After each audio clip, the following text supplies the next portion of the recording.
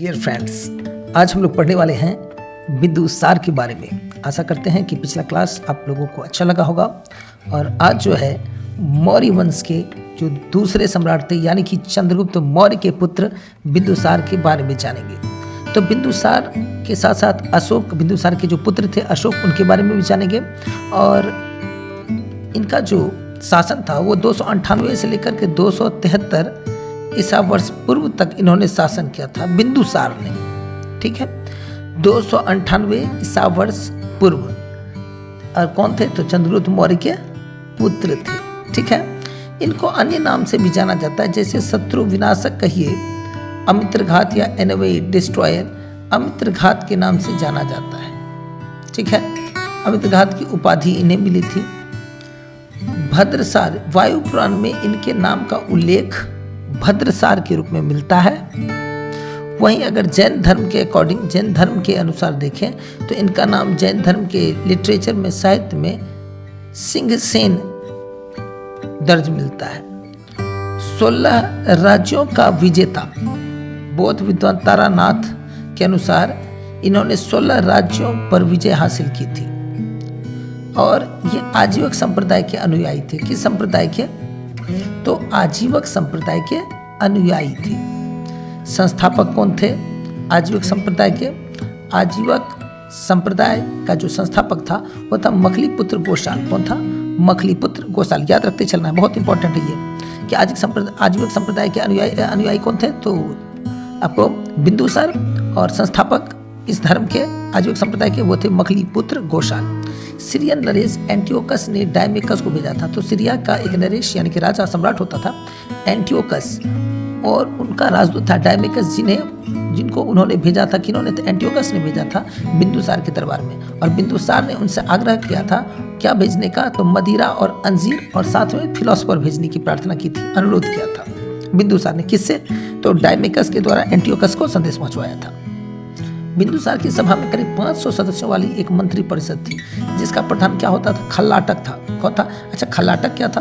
तो ध्यान देना है, बिंदुसार की सभा में 500 सदस्यों वाली एक मंत्री परिषद थी यानी कैबिनेट था, जिसका प्रधान जो मुख्य होता था, मुखिया, वो प्रधान खल्लाटक होता था। ठीक है, बिंदुसार के शासन काल में तक्षशिला में 2 विद्रोह हुए थे। सिंधु एवं झेलम नदी के बीच में हुए 2 विद्रोह का वर्णन मिलता है। इस विद्रोह को दबाने के लिए बिंदुसार ने पहले सुसीम को और बाद में अशोक को भेजा था।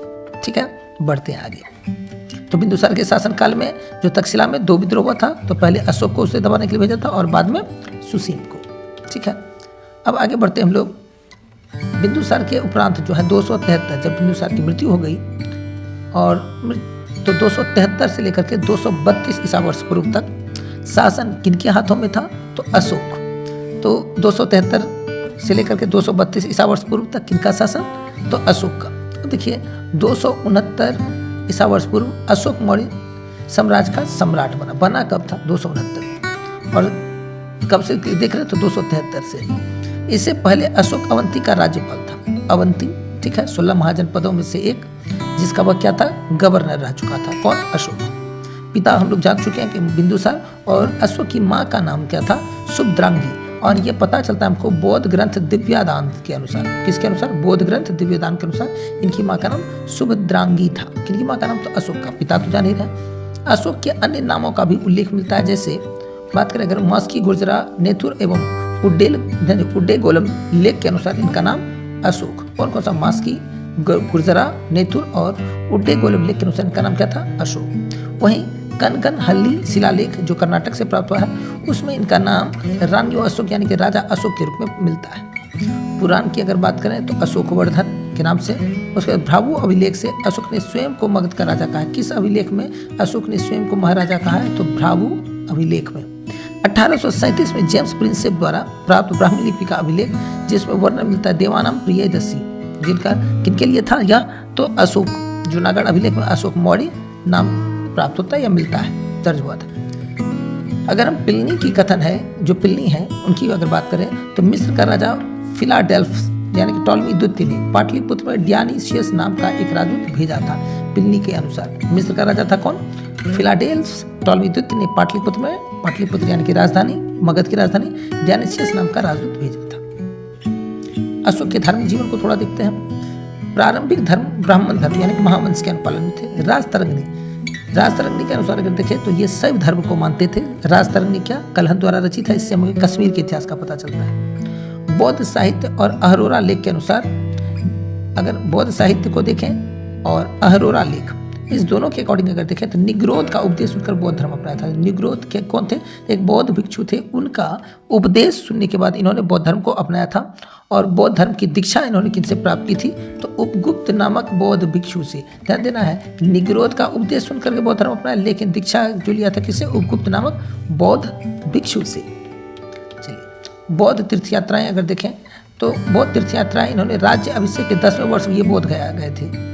अशोक राज्य अभिषेक यानी राजा बने के 10वें वर्ष ये बोध गया गए। 12वें वर्ष ये निगाली सागर गए थे और 20वें वर्ष लुम्बिनी गए थे। कहाँ गए थे? लुम्बिनी ग्राम। अशोक ने बृहद स्तर पर बौद्ध धर्म का प्रचार किया और 84,000 स्तूपों का निर्माण कराया था इन्होंने। 84,000 स्तूपों का निर्माण।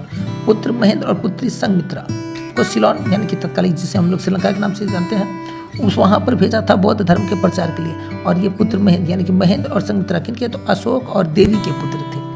तीर्थ बौद्ध संगति भी इन अशोक के काल में ही हुई थी। तीर्थ बौद्ध संगति अशोक के काल में और द्वितीय बौद्ध संगति हुई थी कालाशोक के काल में। ठीक है, तो ध्यान देगा मोगली पुत्र तिस्स, ध्यान देगा मोगली पुत्र तिस्स जो थे इनकी अध्यक्षता में यानी कि इन्हीं की अध्यक्षता में तीर्थ बौद्ध संगति हुई थी।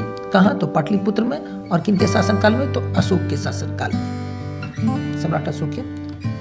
अशोक और आजीवक संप्रदाय को अगर देखें हम लोग थोड़ा सा कंपेयर कर लें तो आजीवक और अन्य संप्रदाय का सम्मान करते थे, यानी कि धार्मिक सहिष्णु थे, टॉलरेंस थे, यानी सभी धर्मों में विश्वास रखते थे, सभी धर्मों को बराबर सम्मान देते थे। अब देखिए बराबर की पहाड़ियाँ, बिहार में 4 गुफाओं का निर्माण इन्होंने कराया था। इन चारों गुफाओं का नाम याद रखिएगा, बहुत ही इंपॉर्टेंट है। कर्ज, चौपार, सुदामा, विश्व झोपड़ी। कर्ज, चौपार, सुदामा और विश्व झोपड़ी। अशोक के धर्म की बात करें, अशोक के 11वें शिलालेख में वर्णित है किसके बारे में? अशोक के धर्म के संबंध में। अब देखिए अर्थ अगर देखें तो नैतिक नियमों की संहिता, कोड ऑफ एथिकल रूल्स, धर्म के। अब देखिए अशोक का 11वें शिलालेख में वर्णित अगर अर्थ के अनुसार देखें तो उसमें नैतिक नियमों की संहिता कहा गया है, कोड ऑफ एथिकल रूल्स कहा गया है कि जीने का नियम कैसा होना चाहिए। आगे हम लोग अगले क्लास में पढ़ेंगे अशोक के कलिंग विजय के बारे में और परवर्ती मौर्य शासक के बारे में और मौर्य जो साम्राज्य था, मौर्यकालीन प्रशासन व्यवस्था थी, न्याय व्यवस्था थी, इनके बारे में हम लोग अगले क्लास में जानेंगे। तब तक के लिए जय हिंद, जय भारत। अगर आपने लाइक नहीं किया है तो लाइक कर लें, चैनल को सब्सक्राइब कर लें ताकि इसी प्रकार के शॉर्ट्स वीडियो, छोटे छोटे वीडियो लाते रहें और हम लोग अपनी जानकारी को बढ़ाते रहें। धन्यवाद। जय हिंद, जय भारत।